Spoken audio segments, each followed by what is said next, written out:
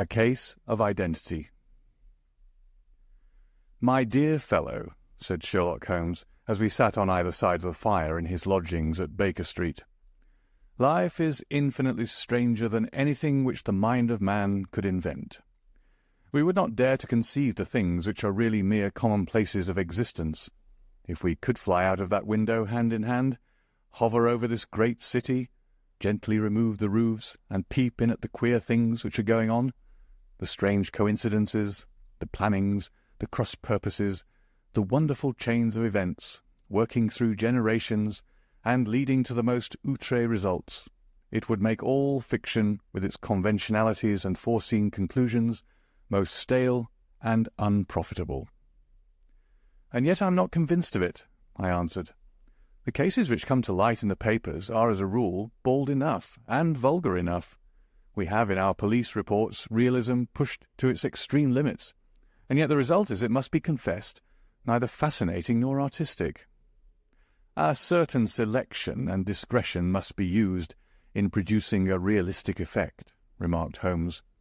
"This is wanting in the police report, where more stress is laid, perhaps, upon the platitudes of the magistrate than upon the details which, to an observer, contain the vital essence of the whole matter. Depend upon it, there is nothing so unnatural as the commonplace." I smiled and shook my head. "I can quite understand your thinking so," I said. "Of course, in your position of unofficial adviser and helper to everybody who is absolutely puzzled, throughout 3 continents, you are brought in contact with all that is strange and bizarre. But here—" I picked up the morning paper from the ground. "Let us put it to a practical test. Here is the first heading upon which I come. A husband's cruelty to his wife. There's half a column of print, but I know without reading it that it is all perfectly familiar to me. There is, of course, the other woman, the drink, the push, the blow, the bruise, the sympathetic sister or landlady. The crudest of writers could invent nothing more crude." "Indeed, your example is an unfortunate one for your argument," said Holmes, taking the paper and glancing his eye down it.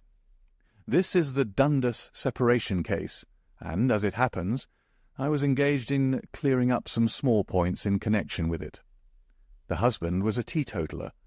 There was no other woman, and the conduct complained of was that he had drifted into the habit of winding up every meal by taking out his false teeth and hurling them at his wife, which, you will allow, is not an action likely to occur to the imagination of the average storyteller.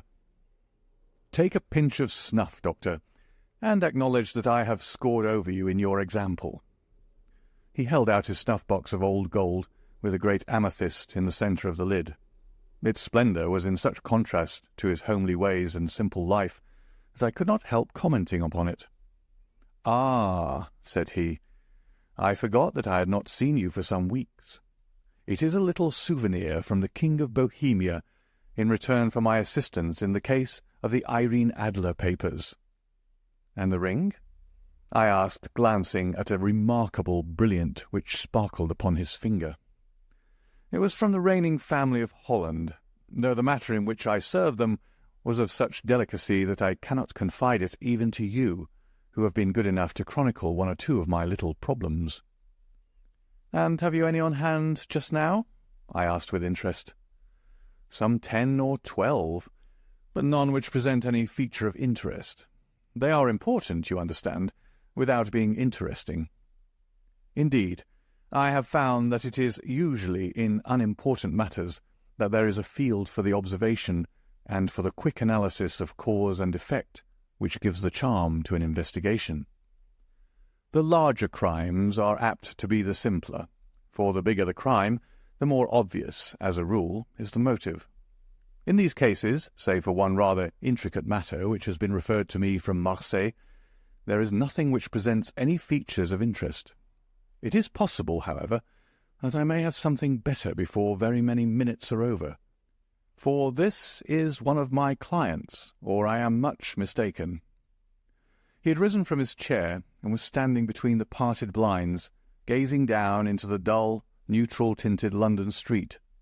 Looking over his shoulder, I saw that on the pavement opposite there stood a large woman with a heavy fur boa round her neck, and a large curling red feather in a broad-brimmed hat, which was tilted in a coquettish Duchess of Devonshire fashion over her ear.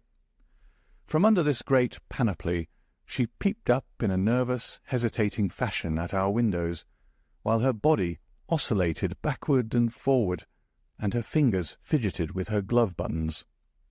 Suddenly, with a plunge, as of the swimmer who leaves the bank, she hurried across the road, and we heard the sharp clang of the bell. "I have seen those symptoms before," said Holmes, throwing his cigarette into the fire. "Oscillation upon the pavement always means an affaire de cœur. She would like advice, but is not sure that the matter is not too delicate for communication. And yet even here we may discriminate. When a woman has been seriously wronged by a man, she no longer oscillates, and the usual symptom is a broken bell-wire. Here we may take it that there is a love matter, but that the maiden is not so much angry as perplexed or grieved. But here she comes in person to resolve our doubts." As he spoke there was a tap at the door, and the boy in buttons entered to announce Miss Mary Sutherland, while the lady herself loomed behind his small black figure like a full-sailed merchantman behind a tiny pilot-boat. Sherlock Holmes welcomed her with the easy courtesy for which he was remarkable, and, having closed the door and bowed her into an armchair, he looked her over in the minute and yet abstracted fashion which was peculiar to him. "Do you not find," he said, "that with your short sight it is a little trying to do so much typewriting?" "I did at first," she answered, "but now I know where the letters are without looking." Then, suddenly, realizing the full purport of his words, she gave a violent start, and looked up with fear and astonishment upon her broad, good-humoured face. "You've heard about me, Mr. Holmes," she cried. "Else how could you know all that?" "Never mind," said Holmes, laughing. "It is my business to know things. Perhaps I've trained myself to see what others overlook. If not, why should you come to consult me?" "I came to you, sir, because I heard of you from Mrs. Etheridge, whose husband you found so easy, when the police and everyone had given him up for dead. Oh, Mr. Holmes, I wish you would do as much for me. I'm not rich, but still I have 100 a year in my own right, besides the little that I make by the machine, and I would give it all to know what has become of Mr. Hosmer Angel." "Why did you come away to consult me in such a hurry?" asked Sherlock Holmes, with his finger-tips together and his eyes to the ceiling. Again a startled look came over the somewhat vacuous face of Miss Mary Sutherland. "Yes, I did bang out of the house," she said, "for it made me angry to see the easy way in which Mr. Windibank, that is, my father, took it all.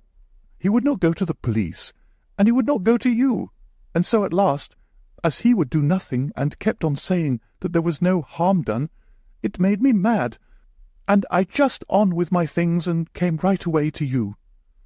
"Your father?" said Holmes. "Your stepfather, surely, since the name is different." "Yes, my stepfather. I call him father, though it sounds funny too, for he is only 5 years and 2 months older than myself."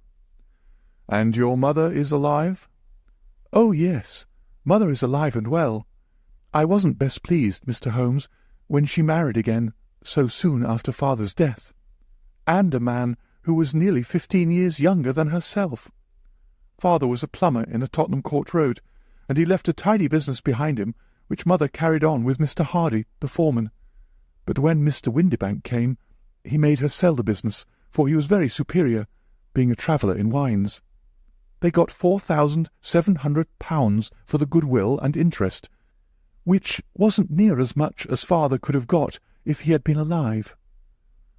I had expected to see Sherlock Holmes impatient under this rambling and inconsequential narrative, but on the contrary, he had listened with the greatest concentration of attention. "Your own little income," he asked, "does it come out of the business?" "Oh, no, sir. It is quite separate, and was left me by my Uncle Ned in Auckland. It is in New Zealand stock, paying 4.5%. £2,500 was the amount, but I can only touch the interest." "You interest me extremely," said Holmes, "and since you draw so large a sum as 100 a year, with what you earn into the bargain, you no doubt travel a little and indulge yourself in every way. I believe that a single lady can get on very nicely upon an income of about £60. "I could do with much less than that, Mr. Holmes, but you understand that as long as I live at home I don't wish to be a burden to them, and so they have the use of the money, just while I am staying with them. Of course, that is only just for the time. Mr. Windibank draws my interest every quarter, and pays it over to my mother, and I found that I can do pretty well with what I earn at typewriting. It brings me 2 pence a sheet, and I can often do from 15 to 20 sheets in a day." "You have made your position very clear to me," said Holmes. "This is my friend, Dr. Watson, before whom you can speak as freely as before myself. Kindly tell us now all about your connection with Mr. Hosmer Angel." A flush stole over Miss Sutherland's face, and she picked nervously at the fringe of her jacket. "I met him first at the gasfitters' ball," she said. "They used to send father tickets when he was alive, and then afterwards they remembered us and sent them to mother. Mr. Windibank did not wish us to go. He never did wish us to go anywhere. He would get quite mad if I wanted so much as to join a Sunday school treat. But this time I was set on going, and I would go, for what right had he to prevent? He said that folk were not fit for us to know, when all father's friends were to be there. And he said that I had nothing fit to wear, when I had my purple plush that I had never so much as taken out of the drawer. At last, when nothing else would do, he went off to France upon the business of the firm. But we went, mother and I, with Mr. Hardy, who used to be our foreman, and it was there I met Mr. Hosmer Angel." "I suppose," said Holmes, "that when Mr. Windibank came back from France, he was very annoyed at your having gone to the ball." "Oh, well, he was very good about it. He laughed, I remember, and shrugged his shoulders, and said there was no use denying anything to a woman, for she would have her way." "I see. Then at the gasfitters' ball you met, as I understand, a gentleman called Mr. Hosmer Angel." "Yes, sir. I met him that night, and he called next day to ask if we had got home all safe, and after that we met him. That is to say, Mr. Holmes, I met him twice for walks. But after that father came back again, and Mr. Hosmer Angel could not come to the house any more." "No?" "Well, you know father didn't like anything of the sort. He wouldn't have any visitors if he could help it, and he used to say that a woman should be happy in her own family circle. But then, as I used to say to mother, a woman wants her own circle to begin with, and I had not got mine yet." "But how about Mr. Hosmer Angel? Did he make no attempt to see you?" "Well, father was going off to France again in a week, and Hosmer wrote and said that it would be safer and better not to see each other until he had gone. We could write in the meantime, and he used to write every day. I took the letters in the morning, so there was no need for father to know." "Were you engaged to the gentleman at this time?" "Oh, yes, Mr. Holmes. We were engaged after the first walk that we took. Hosmer, Mr. Angel, was a cashier in an office in Leadenhall Street, and—" "What office?" "That's the worst of it, Mr. Holmes. I don't know." "Where did he live, then?" "He slept on the premises." "And you don't know his address?" "No, except that it was Leadenhall Street." "Where did you address your letters, then?" "To the Leadenhall Street post office, to be left till called for. He said that if they were sent to the office, he would be chaffed by all the other clerks about having letters from a lady. So I offered to typewrite them, like he did his, but he wouldn't have that, for he said that when I wrote them they seemed to come from me, but when they were typewritten he always felt that the machine had come between us. That will just show you how fond he was of me, Mr. Holmes, and the little things that he would think of." "It was most suggestive," said Holmes. "It has long been an axiom of mine that the little things are infinitely the most important. Can you remember any other little things about Mr. Hosmer Angel?" "He was a very shy man, Mr. Holmes. He would rather walk with me in the evening than in the daylight, for he said that he hated to be conspicuous. Very retiring and gentlemanly he was. Even his voice was gentle. He'd had the quinsy and swollen glands when he was young, he told me, and it had left him with a weak throat and a hesitating, whispering fashion of speech. He was always well dressed, very neat and plain, but his eyes were weak, just as mine are, and he wore tinted glasses against the glare." "Well, and what happened when Mr. Windibank, your stepfather, returned to France?" "Mr. Hosmer Angel came to the house again and proposed that we should marry before father came back. He was in dreadful earnest, and made me swear with my hands on the testament that whatever happened, I would always be true to him. Mother said he was quite right to make me swear, and that it was a sign of his passion. Mother was all in his favour from the first, and was even fonder of him than I was. Then, when they talked of marrying within the week, I began to ask about father, but they both said, never mind about father, but just to tell him afterwards, and mother said she would make it all right with him. I didn't quite like that, Mr. Holmes. It seemed funny that I should ask his leave, as he was only a few years older than me. But I didn't want to do anything on the sly, so I wrote to father at Bordeaux, where the company has its French offices. But the letter came back to me on the very morning of the wedding." "It missed him, then?" "Yes, sir, for he had started to England just before it arrived." "Ha! That was unfortunate. Your wedding was arranged, then, for the Friday. Was it to be in church?" "Yes, sir, but very quietly. It was to be at St. Saviour's near King's Cross, and we were to have breakfast afterwards at the St. Pancras Hotel. Hosmer came for us in a hansom, but as there were two of us, he put us both into it and stepped himself into a four-wheeler, which happened to be the only other cab in the street. We got to the church first, and when the four-wheeler drove up, we waited for him to step out. But he never did, and when the cabman got down from the box and looked, there was no one there. The cabman said he could not imagine what had become of him, for he had seen him get in with his own eyes.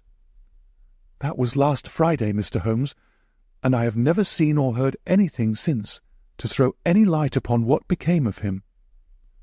"It seems to me that you have been very shamefully treated," said Holmes. "Oh, no, sir. He was too good and kind to leave me so. Why, all the morning he was saying to me that whatever happened, it was to be true, and that even if something quite unforeseen occurred to separate us, I was always to remember that I was pledged to him, and that he would claim his pledge sooner or later. It seems strange talk for a wedding morning, but what has happened since gives a meaning to it." "Most certainly it does. Your own opinion is, then, that some unforeseen catastrophe has occurred to him?" "Yes, sir. I believe that he foresaw some danger, or else he would not have talked so, and then I think that what he foresaw happened." "But you have no notion as to what it could have been?" "None." "One more question.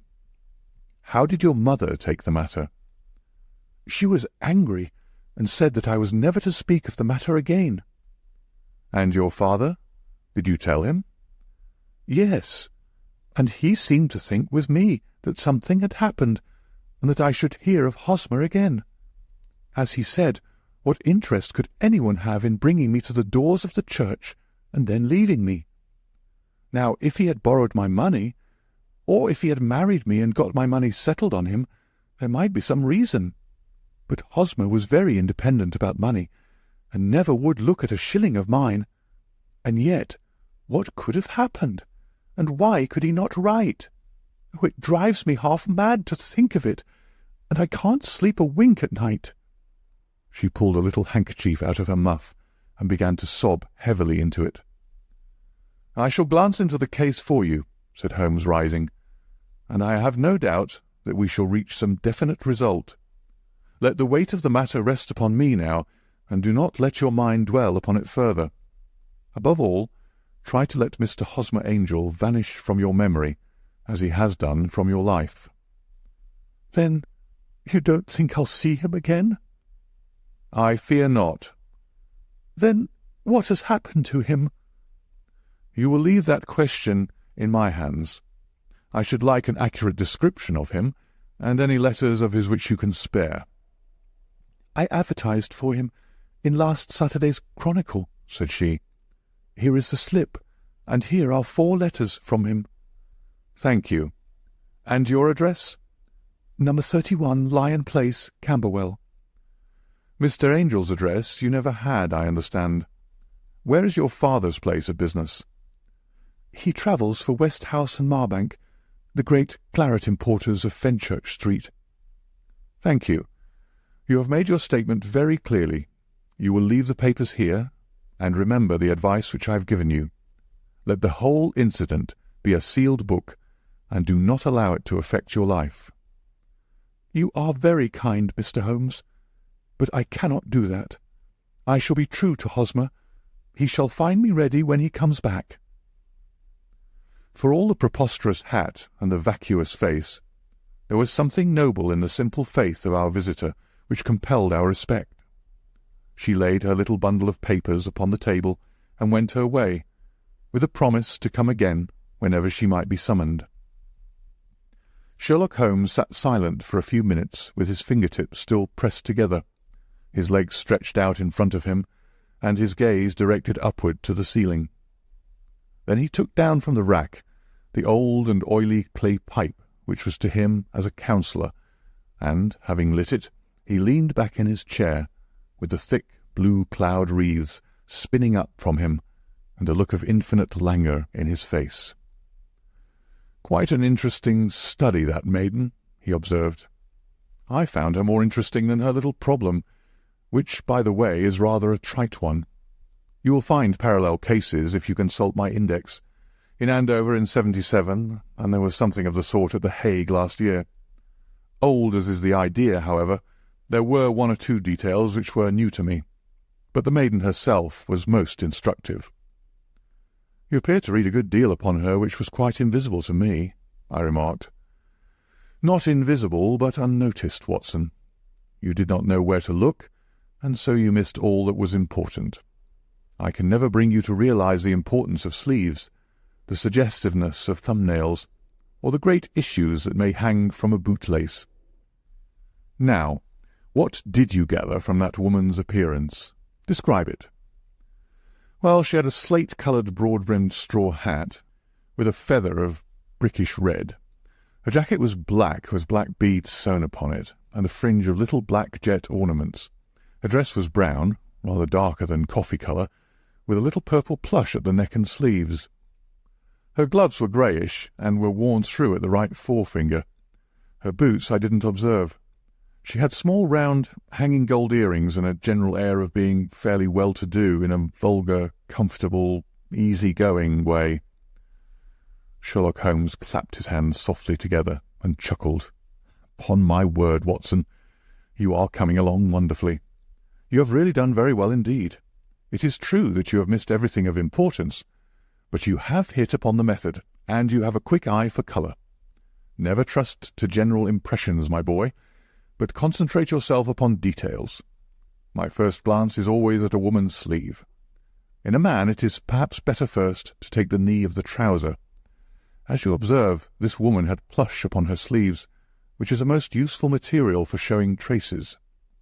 The double line, a little above the wrist, where the typewritist presses against the table, was beautifully defined.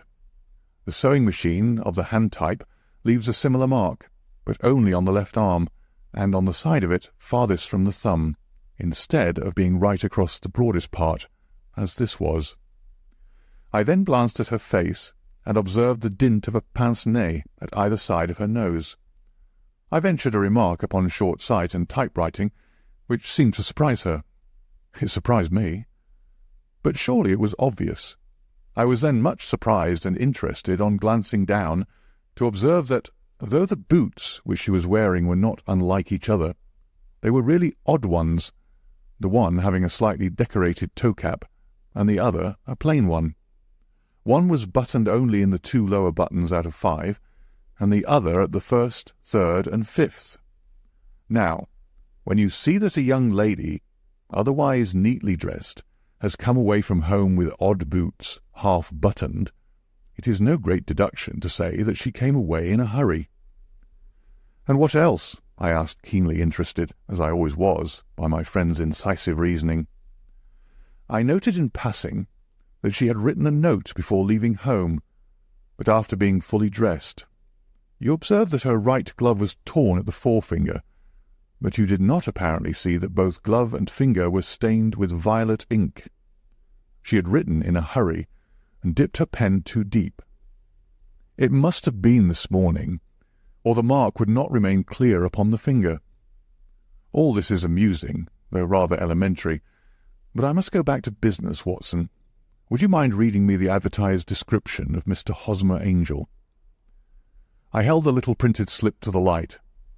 "Missing," it said, "on the morning of the 14th, a gentleman named Hosmer Angel, about 5'7" in height, strongly built, sallow complexion, black hair, a little bald in the centre, bushy, black side whiskers and moustache, tinted glasses, slight infirmity of speech, was dressed when last seen in black frock-coat faced with silk, black waistcoat, gold Albert chain and grey Harris tweed trousers, with brown gaiters over elastic-sided boots. Known to have been employed in an office in Leadenhall Street. Anybody bringing—" "That will do," said Holmes. "As to the letters," he continued, glancing over them, "they are very commonplace. Absolutely no clue in them to Mr. Angel, save that he quotes Balzac once. There is one remarkable point, however, which will no doubt strike you." "They are typewritten," I remarked. "Not only that, but the signature is typewritten. Look at the neat little Hosmer Angel at the bottom. There is a date, you see, but no superscription except Leadenhall Street, which is rather vague. The point about the signature is very suggestive. In fact, we may call it conclusive." "Of what?" "My dear fellow, is it possible you do not see how strongly it bears upon the case?" "I cannot say that I do, unless it were that he wished to be able to deny his signature if an action for breach of promise were instituted." "No, that was not the point. However, I shall write 2 letters, which should settle the matter. One is to a firm in the city, the other is to the young lady's stepfather, Mr. Windibank, asking him whether he could meet us here at 6 o'clock tomorrow evening. It is just as well that we should do business with the male relatives. And now, Doctor, we can do nothing until the answers to those letters come, so we may put our little problem upon the shelf for the interim." I had had so many reasons to believe in my friend's subtle powers of reasoning and extraordinary energy in action that I felt that he must have some solid grounds for the assured and easy demeanour with which he treated the singular mystery which he had been called upon to fathom. Once only had I known him to fail, in the case of the King of Bohemia and of the Irene Adler photograph. But when I looked back to the weird business of the Sign of the Four, and the extraordinary circumstances connected with the study in scarlet, I felt that it would be a strange tangle indeed which he could not unravel. I left him then, still puffing at his black clay pipe, with the conviction that when I came again on the next evening, I would find that he held in his hands all the clues which would lead up to the identity of the disappearing bridegroom of Miss Mary Sutherland. A professional case of great gravity was engaging my own attention at the time, and the whole of the next day I was busy at the bedside of the sufferer. It was not until close upon 6 o'clock that I found myself free, and was able to spring into a hansom and drive to Baker Street, half afraid that I might be too late to assist at the denouement of the little mystery. I found Sherlock Holmes alone, however, half asleep, with his long thin form curled up in the recesses of his armchair. A formidable array of bottles and test-tubes, with the pungent, cleanly smell of hydrochloric acid, told me that he had spent his day in the chemical work which was so dear to him. "Well, have you solved it?" I asked as I entered. "Yes, it was the bisulfate of baryta." "No, the mystery," I cried. "Oh, that!" I thought of the salt that I had been working upon. There was never any mystery in the matter, though, as I said yesterday, some of the details are of interest. The only drawback is that there is no law, I fear, that can touch the scoundrel. Who was he, then, and what was his object in deserting Miss Sutherland? The question was hardly out of my mouth, and Holmes had not yet opened his lips to reply, when we heard a heavy footfall in the passage, and a tap at the door. "This is the girl's stepfather, Mr. James Windibank," said Holmes. "He has written to me to say that he would be here at 6. Come in." The man who entered was a sturdy, middle-sized fellow, some 30 years of age, clean-shaven and sallow-skinned, with a bland, insinuating manner and a pair of wonderfully sharp and penetrating grey eyes. He shot a questioning glance at each of us, placed his shiny top hat upon the sideboard, and with a slight bow sidled down into the nearest chair. "Good evening, Mr. James Windibank," said Holmes. "I think that this typewritten letter is from you, in which you made an appointment with me for 6 o'clock. "Yes, sir. I'm afraid that I'm a little late, but I'm not quite my own master, you know. I am sorry that Miss Sutherland has troubled you about this little matter, for I think it is far better not to wash linen of the sort in public. It was quite against my wishes that she came, but she is a very excitable, impulsive girl, as you may have noticed, and she is not easily controlled when she's made up her mind on a point. Of course, I did not mind you so much, as you are not connected with the official police, but it is not pleasant to have a family misfortune like this noised abroad. Besides, it is a useless expense, for how could you possibly find this Hosmer Angel?" "On the contrary," said Holmes quietly, "I have every reason to believe that I will succeed in discovering Mr. Hosmer Angel." Mr. Windibank gave a violent start and dropped his gloves. "I'm delighted to hear it," he said. "It is a curious thing," remarked Holmes, "that a typewriter has really quite as much individuality as a man's handwriting. Unless they are quite new, no two of them write exactly alike. Some letters get more worn than others, and some wear only on one side. Now, you remark in this note of yours, Mr. Windibank, that in every case there is some little slurring over of the E, and a slight defect in the tail of the R. There are 14 other characteristics, but those are the more obvious. We do all our correspondence with this machine at the office, and no doubt it is a little worn," our visitor answered, glancing keenly at Holmes with his bright little eyes.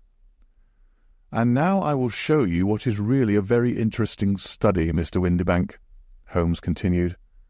"I think of writing another little monograph some of these days on the typewriter and its relation to crime. It is a subject to which I have devoted some little attention. I have here 4 letters which purport to come from the missing man. They are all typewritten. In each case, not only are the E's slurred and the R's tailless, but you will observe, if you care to use my magnifying lens, that the 14 other characteristics to which I have alluded are there as well." Mr. Windibank sprang out of his chair and picked up his hat. "I cannot waste time over this sort of fantastic talk, Mr. Holmes," he said. "If you can catch the man, catch him, and let me know when you've done it." "Certainly," said Holmes, stepping over and turning the key in the door.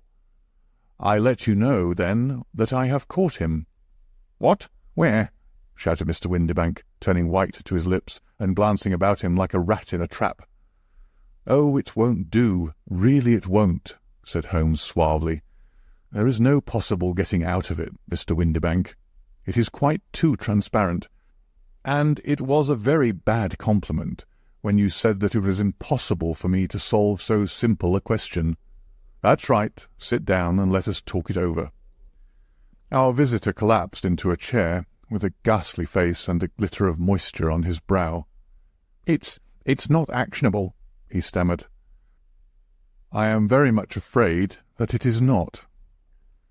But between ourselves, Windibank, it was as cruel and selfish and heartless a trick in a petty way as ever came before me. Now let me just run over the course of events, and you will contradict me if I go wrong." The man sat huddled up in his chair with his head sunk upon his breast, like one who is utterly crushed. Holmes stuck his feet up on the corner of the mantelpiece, and, leaning back with his hands in his pockets, began talking, rather to himself, as it seemed, than to us. "The man married a woman very much older than himself for her money," said he, "and he enjoyed the use of the money of the daughter as long as she lived with them. It was a considerable sum for people in their position, and the loss of it would have made a serious difference. It was worth an effort to preserve it. The daughter was of a good, amiable disposition, but affectionate and warm-hearted in her ways, so that it was evident that with her fair personal advantages and her little income she would not be allowed to remain single long. Now her marriage would mean, of course, the loss of 100 a year. So what does her stepfather do to prevent it? He takes the obvious course of keeping her at home and forbidding her to seek the company of people of her own age. But soon he found that they would not answer forever. She became restive, insisted upon her rights, and finally announced her positive intention of going to a certain ball. What does her clever stepfather do then? He conceives an idea more creditable to his head than to his heart. With the connivance and assistance of his wife, he disguised himself, covered those keen eyes with tinted glasses, masked the face with a moustache and a pair of bushy whiskers, sunk that clear voice into an insinuating whisper, and doubly secure on account of the girl's short sight, he appears as Mr. Hosmer Angel, and keeps off other lovers by making love himself. "It was only a joke at first," groaned our visitor. "We never thought that she would have been so carried away." "Very likely not. However that may be, the young lady was very decidedly carried away, and having quite made up her mind that her stepfather was in France, the suspicion of treachery never for an instant entered her mind. She was flattered by the gentleman's attentions, and the effect was increased by the loudly expressed admiration of her mother. Then Mr. Angel began to call, for it was obvious that the matter should be pushed as far as it would go if a real effect were to be produced. There were meetings, and an engagement which would finally secure the girl's affections from turning towards anyone else. But the deception could not be kept up forever. These pretended journeys to France were rather cumbrous. The thing to do was clearly to bring the business to an end in such a dramatic manner that it would leave a permanent impression upon the young lady's mind, and prevent her from looking upon any other suitor for some time to come. Hence those vows of fidelity exacted upon a testament, and hence also the allusions to a possibility of something happening on the very morning of the wedding. James Windibank wished Miss Sutherland to be so bound to Hosmer Angel, and so uncertain as to his fate, that for 10 years to come, at any rate, she would not listen to another man. As far as the church door he brought her, and then, as he could go no farther, he conveniently vanished away by the old trick of stepping in at one door of a four-wheeler and out at the other.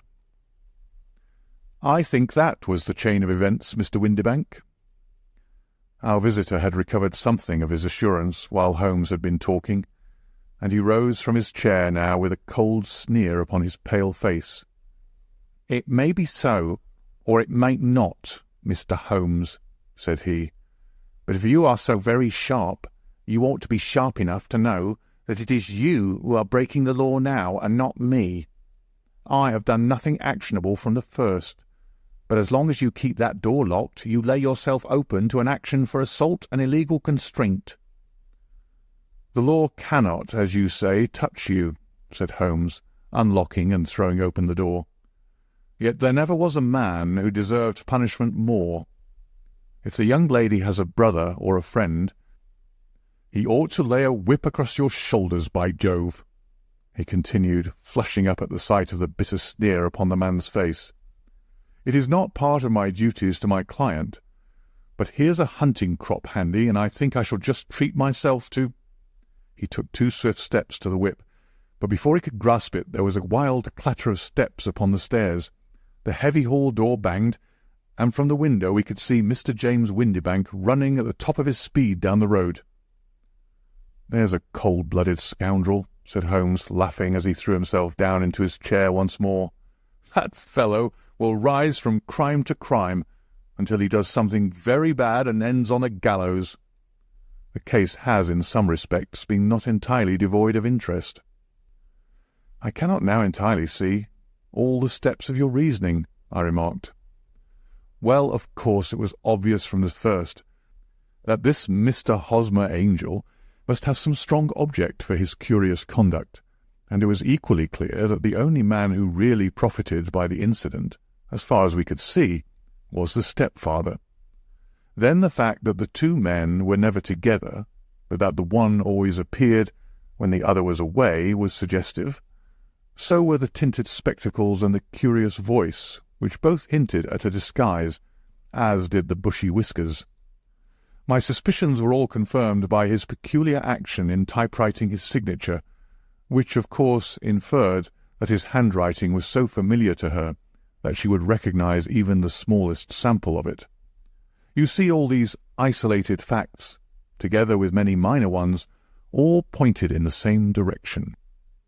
And how did you verify them? Having once spotted my man, it was easy to get corroboration. I knew the firm for which this man worked. Having taken the printed description, I eliminated everything from it which could be the result of a disguise, the whiskers, the glasses, the voice, and I sent it to the firm with a request that they would inform me whether it answered to the description of any of their travellers.